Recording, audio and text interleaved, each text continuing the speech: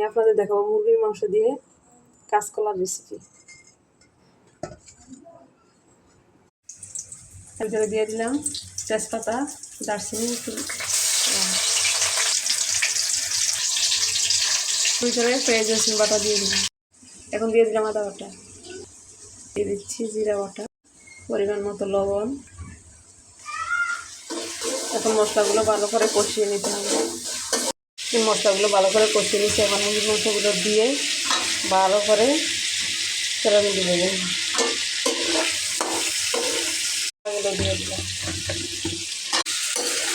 মরিচের গুঁড়া দিয়ে দিচ্ছি, হলুদের গুঁড়া। এখন এই মাঝখানে হলুদের গুঁড়া মরিচের গুঁড়া ভালো করে কষিয়ে নেব। তাই কষানো হয়ে গেছে। আমি ধনিয়ার পাতাও দিয়েছি, জিরার গুঁড়ো দিয়েছি। আসসালামু আলাইকুম।